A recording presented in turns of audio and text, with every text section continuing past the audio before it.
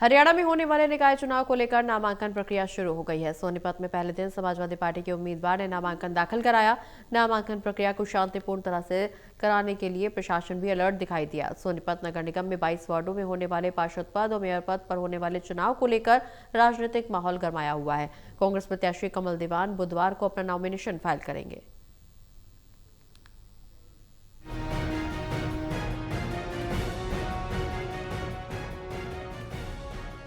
हरियाणा में होने वाले नगर निगम चुनाव को लेकर राजनीतिक पारा चरम पर है। सोनीपत नगर निगम चुनाव 2026 के तहत मेयर पद के लिए नामांकन प्रक्रिया शुरू होते ही प्रशासनिक गतिविधियां तेज हो गई हैं।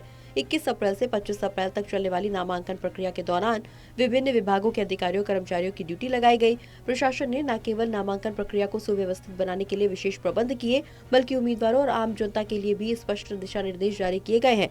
नामांकन के पहले ही दिन मेयर पद के लिए समाजवादी पार्टी के उम्मीदवार रमेश खत्री ने अपना नामांकन पत्र दाखिल कर चुनावी मैदान में एंट्री कर ली है।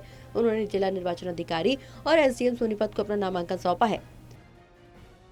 निर्वाचन अधिकारी ने स्पष्ट किया है कि नामांकन दाखिल करने के दौरान उम्मीदवार के साथ आने वाले लोगों को 100 मीटर पहले ही रोक दिया जाएगा। सिर्फ उम्मीदवार समेत अधिकतम 5 लोगों को ही नामांकन स्थल के भीतर प्रवेश की अनुमति होगी। ये व्यवस्था कानून व्यवस्था बनाए रखने और भीड़ नियंत्रण के उद्देश्य से लागू की गई है। नामांकन प्रक्रिया को सुचारू रूप से संचालित करने के लिए कुल 9 टेबल स्थापित की गई हैं, जिन पर अलग अलग कार्यों के लिए न्यूनतम 2 और अधिकतम 7 कर्मचारियों की ड्यूटी लगाई गई है। कुल मिलाकर 35 अधिकारी और कर्मचारी इस पूरी प्रक्रिया में तैनात है। इनमें हेल्प डेस्क, नामांकन पत्रों की जांच, मतदाता सूची सत्यापन, सिक्योरिटी जमा, दस्तावेजों की स्कैनिंग और ऑनलाइन अपलोडिंग जैसे कार्य शामिल है। प्रशासन ने नामांकन प्रक्रिया को पूरी तरह से पारदर्शी बनाने के लिए डिजिटल और मैनुअल दोनों माध्यमों से जांच की व्यवस्था की है। नामांकन पत्रों की स्कैनिंग, दस्तावेजों को पोर्टल पर अपलोड करना और मीडिया को जानकारी उपलब्ध कराना भी इसी प्रक्रिया का हिस्सा रहेगा। रिटर्निंग ऑफिसर की ओर से स्पष्ट निर्देश दिए गए हैं कि सभी अधिकारी अपनी अपनी जिम्मेदारियों का पूरी ईमानदारी और समयबद्ध तरीके से पालन करें।